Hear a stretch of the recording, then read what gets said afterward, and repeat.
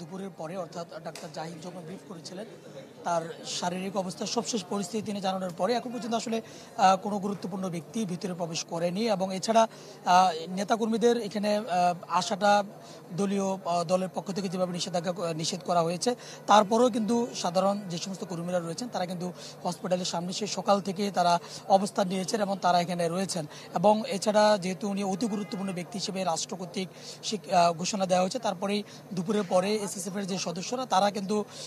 তারা কিন্তু ভিতরে রয়েছেন এবং তারা ভিতরে অবস্থান নিয়েছেন এবং এছাড়া দেখতে পাচ্ছেন যে আবার পিছনে যে সাধারণ মানুষ তাদের উপস্থিতি রয়েছে এবং আইন শৃঙ্খলা রক্ষাকারী বাহিনীর সদস্যদের যে উপস্থিতি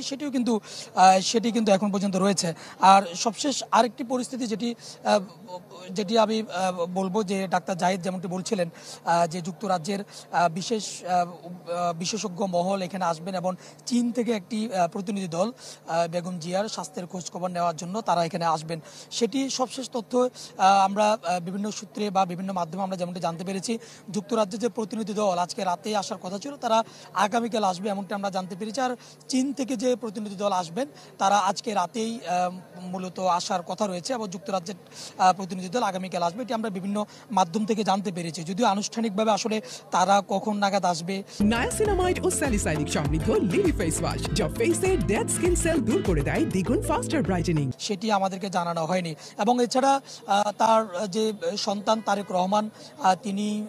আমাদের যেমনটি আমরা জানতে পেরেছি যে তিনি দেশে আসবেন অর্থাৎ যে সাবেক প্রধানমন্ত্রী বেগম জিয়ার শারীরিক অবস্থা যদি এখন যেমন আছে ঠিক তেমন যদি স্থিতিশীল অবস্থা থাকে এটি পর্যবেক্ষণ তিনি করবেন। পর্যবেক্ষণের উপর নির্ভর করে খুব শিগগিরই তিনি দেশে আসবেন এমনটি কিন্তু আমরা জানতে পেরেছি এবং আপাতত তিনি পর্যবেক্ষণটি করছেন। পর্যবেক্ষণের মধ্য দিয়ে তারপর তিনি এখানে আসার যে বিষয়টি সেটি আসলে জানা যাবে। তবে এখন পর্যন্ত যদি আমরা বলি যে এখন পর্যন্ত সেই দুপুরেই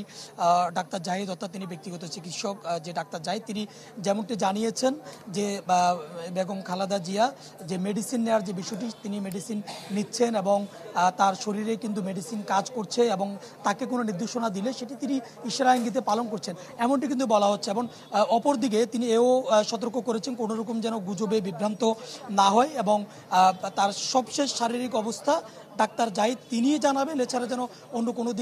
কোনো তথ্য যেন প্রচার করা না হয় বা বিভ্রান্ত না হয় এবং সবশেষ তথ্য তিনি যদি আবার নতুন করে আমাদেরকে জানান ডাক্তার জাহিদ তাহলে নতুন করে তথ্য দেওয়া যাবে। তবে এখন পর্যন্ত স্থিতিশীল অবস্থায় রয়েছে আগের তথ্যটাই রয়েছে। আচ্ছা আরিফ অনেক ধন্যবাদ যুক্ত হওয়ার জন্য। সুলতান মাহমুদ আরিফ আমাদের সাথে যুক্ত হয়েছিলেন এভারকেয়ার হাসপাতালের সামনে থেকে।